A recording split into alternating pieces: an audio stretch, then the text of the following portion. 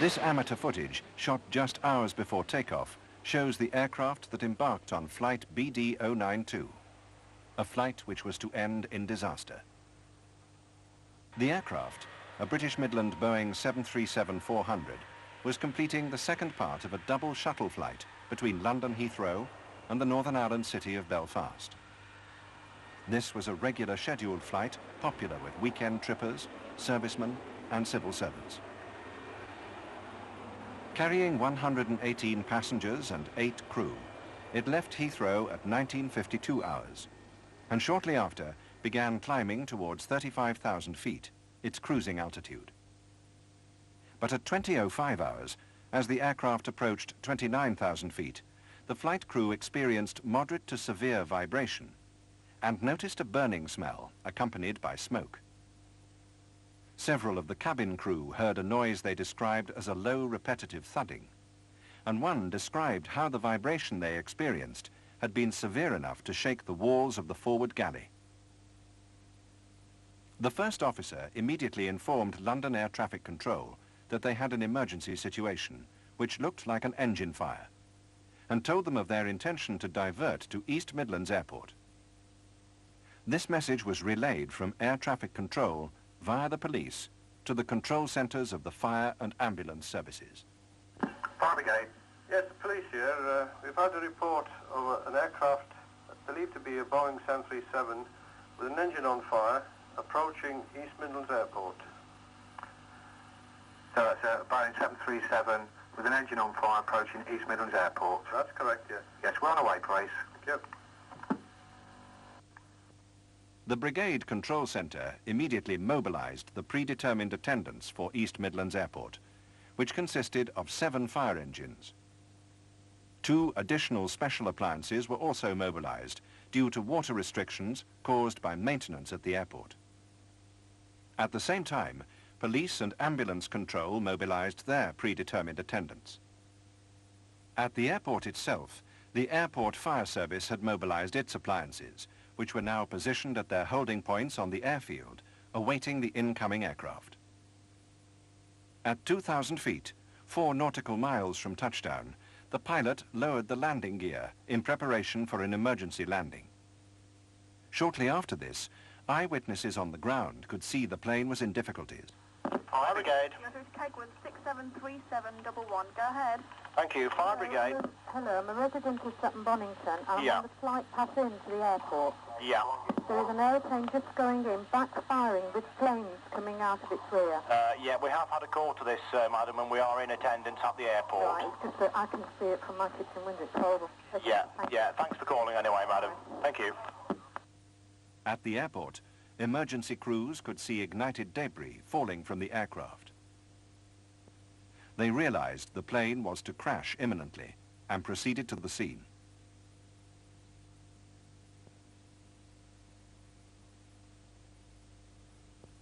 The aircraft struck down at 20:23 hours, first hitting a field adjacent to the M1, the United Kingdom's busiest motorway. The momentum of the crash landing took the plane through a line of trees on the eastern embankment and across both carriageways of the motorway, where it narrowly missed busy commuter traffic. As the plane crossed the motorway, part of the undercarriage became entangled in the central crash barrier and a lamp standard was demolished.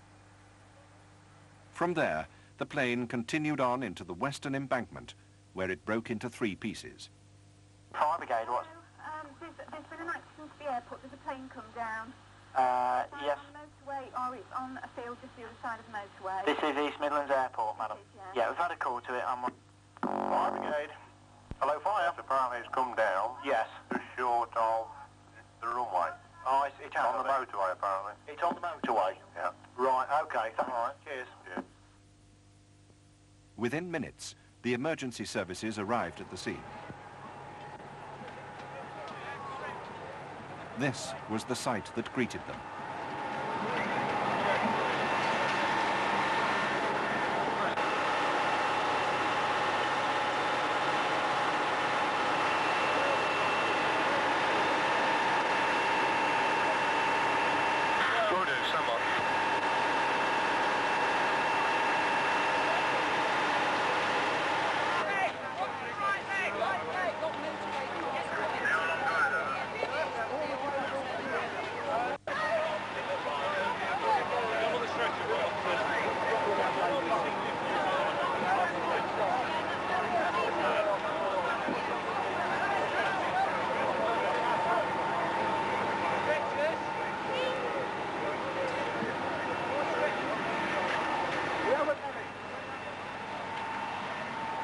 610. Negative at this stage. We're trying to get the aircraft number so we can get a passenger list. I can tell you that it's in the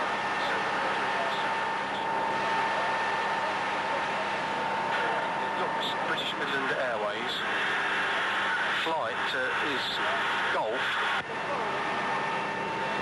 It looks like Zero Bravo with an echo on the end. I can't give you any other details on that at the moment.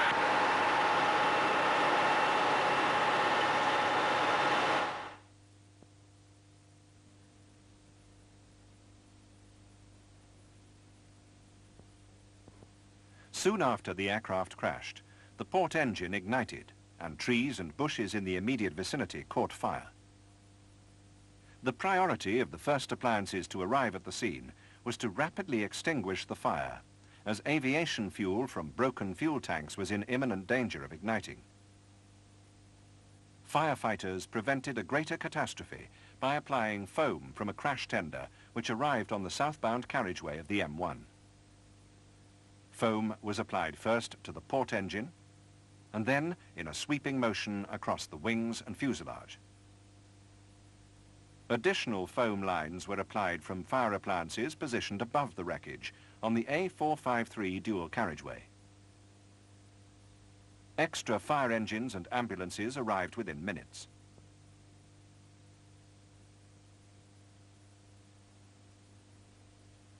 What did Assistant Chief Fire Officer Nigel Campion think upon his arrival? Well, I stopped on the motorway about 100 metres from the incident, and I was immediately aware, obviously, that it wasn't a cold night, it wasn't raining, the incident was on a slope, it was fairly well contained, and from a fire service point of view, it was almost excellent. And of course, the street lighting was still on, so the area wasn't in total darkness.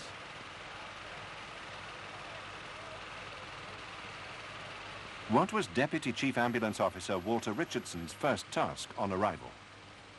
My first problem I was faced with, that I'd had given to me some 20 or more major injuries, actually on the fast lane of the motorway. There were casualties that were suffering severe injuries, and that obviously had been pulled out by members of the public. And the observations were that with that number of survivors, although with multiple trauma, that we were going to have a very high survival rate from this actual air crash.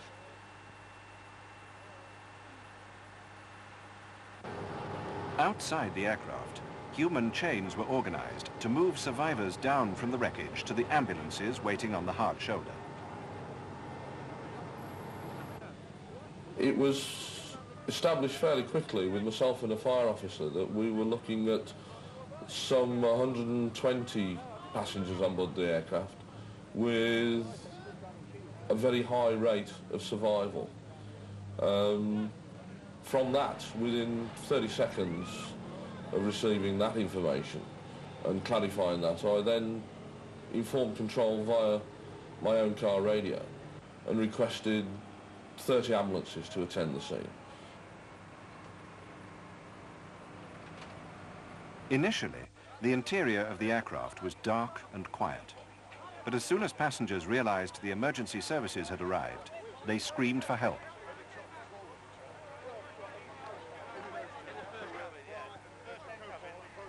Inside was a scene of devastation. Overhead storage lockers and ceiling panels had collapsed onto passengers. At the front, the floor from the seating section had detached from the main fuselage frame and had pushed the seats upwards, severely trapping the passengers. At the rear, the floor had collapsed into the cargo hold, trapping many others. Having been in that type of plane for holidays, and it's all neat and orderly, to go in that fuselage when it were all smashed up, there were the lockers hanging down, all the interior fittings had gone, just the veneer of the panelling had gone, there were oxygen pipes hanging everywhere, there were books and hand luggage and seats all bent and mangled, you know, and plus it were on the slope, a good angle. It were a right mess, you know. Seats had concertinaed together and collapsed forward, wedging their occupants between and under the seats. Heavy galley trolleys had detached from their mountings and fallen onto the trapped passengers. Throughout the aircraft, live and dead passengers were trapped next to each other.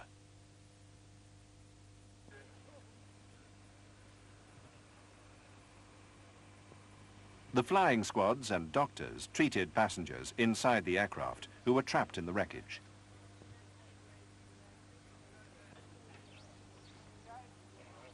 Medical teams requested amputation kits in case they needed to be used to release severely trapped passengers.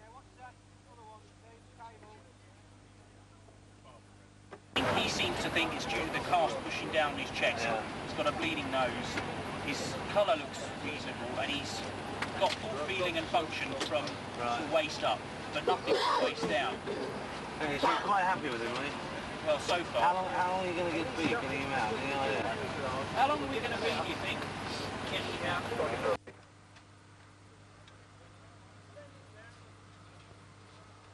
Rescue personnel calmly reassured those passengers who were trapped that everything was being done to release them in the shortest possible time. We got to know the people sort of during that time. We were with them for a few hours. We got to know them by name and sort of chatting away with them, trying to take their mind off it if that were at all possible. I can remember there was one old Irishman, I think he was, and I can remember he was saying he'd just been made a grandfather a few months ago, so it was sort of quite a lot of contact between us.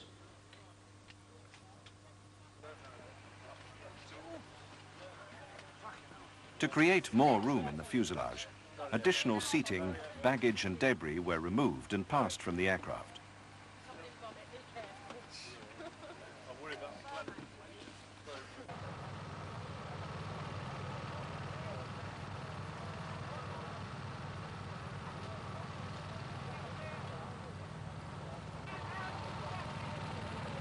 Because of the shortage of space, only a limited number of firefighters could work with casualties at any one time. And you felt reluctant to let anybody else come and take over from you. You know, I say there were 7 casualties in that part, and they were like our casualties, if you like. And we wanted to be, until we did stop there until we got those 7 out.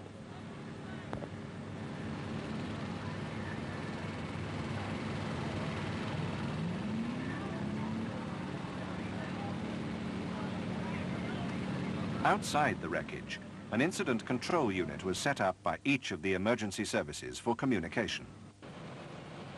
At 21:20 hours, a message was passed to brigade control. Make pumps 15 due to additional manpower requirement. The fire engines were requested to rendezvous at junction 23 of the motorway, where a police escort would take them to the scene.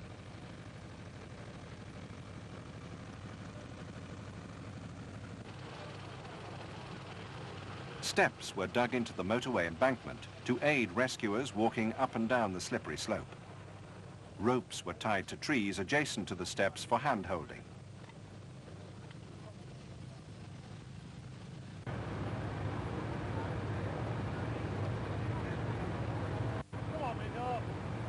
By 2200 hours, there were still between 45 and 50 deep-seated passengers trapped in the wreckage.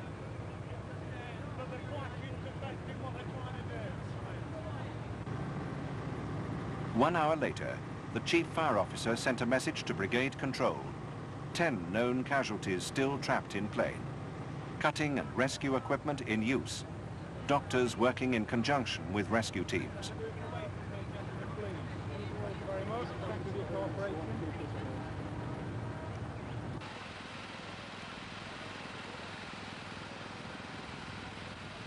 Due to the smell of fuel, and as a precautionary measure, additional foam was laid. An airline engineer tried to stop fuel leaks, but was unable to do so because the tanks were so badly damaged.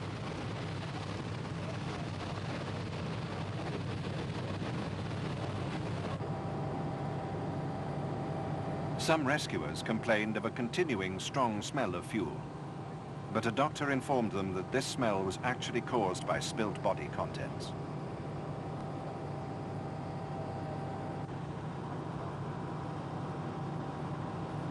By 0200 hours, only 4 passengers remained trapped in the main section of the fuselage. Further investigation found that only 3 people were trapped, as the other was a dismembered body.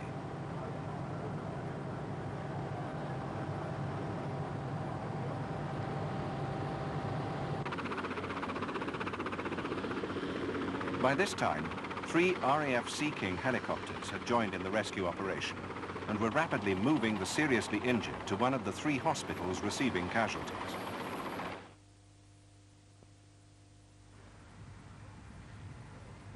By daybreak, the full impact of the carnage became apparent.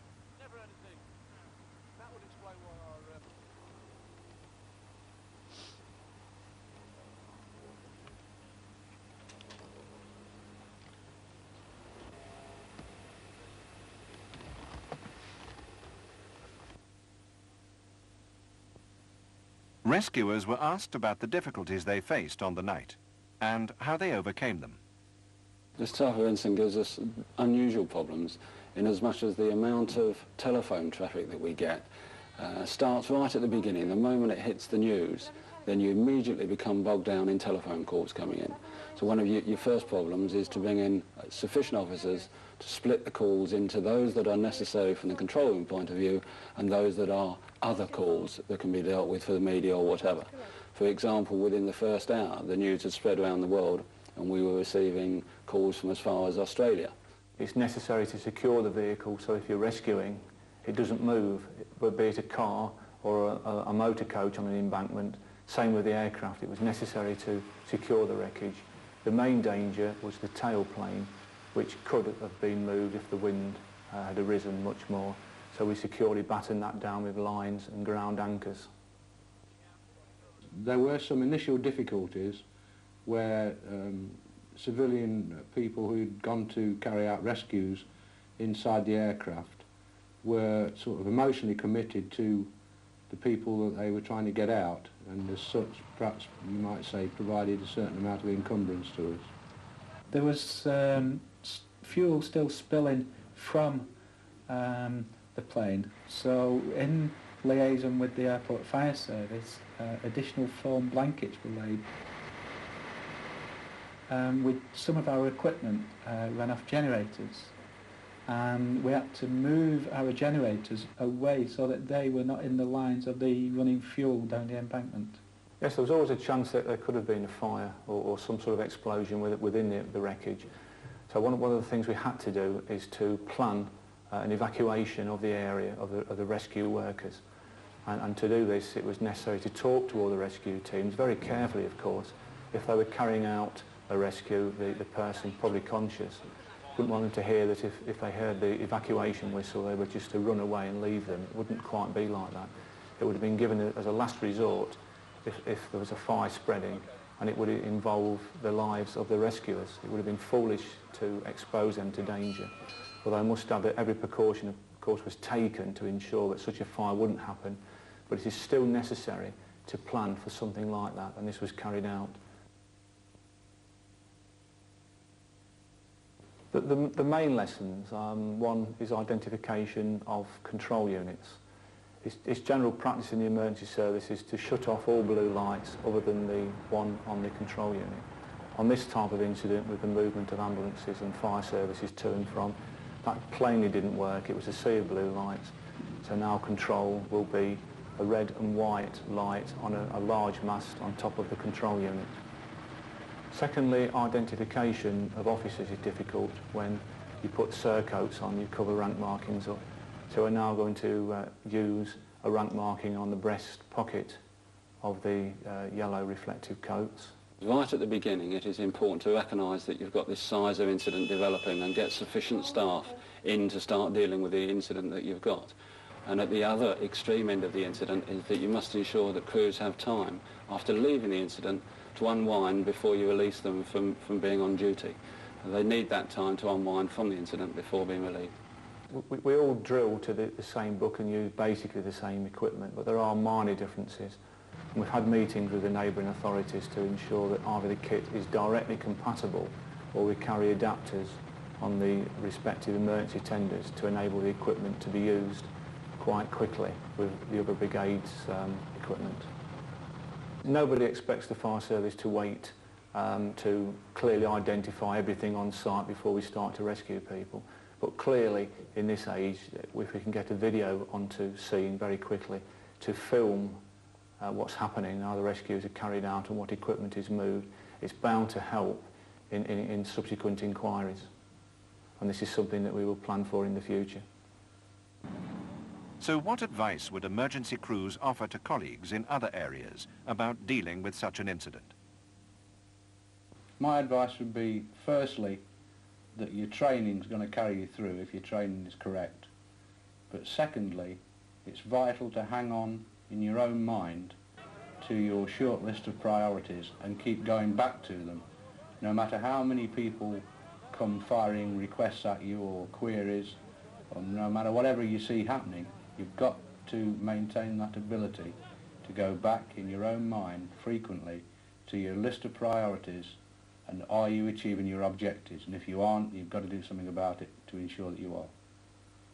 I would just say rely on training, really. Training, if carried out effectively, takes over and it becomes second nature. Just keep calm, get priorities right and rely on training. There should be no problems whatsoever.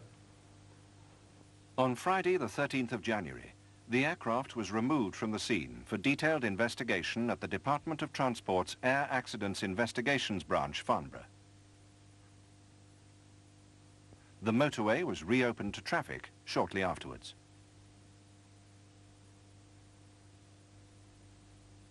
The M1 Kegworth air disaster occurred close to an airport with good access roads and communications. This enabled emergency services to arrive within minutes and extinguish the fire. Disasters on this scale can occur to any type of transport and in any part of the world. The discipline and determination of all the emergency services on the night, along with the years of training and constant evaluation and revision of procedures, made the rescue operation following the M1 air disaster a success. It's hoped that this program has given you a better understanding of such a disaster in case you are ever faced with an incident of this type yourself.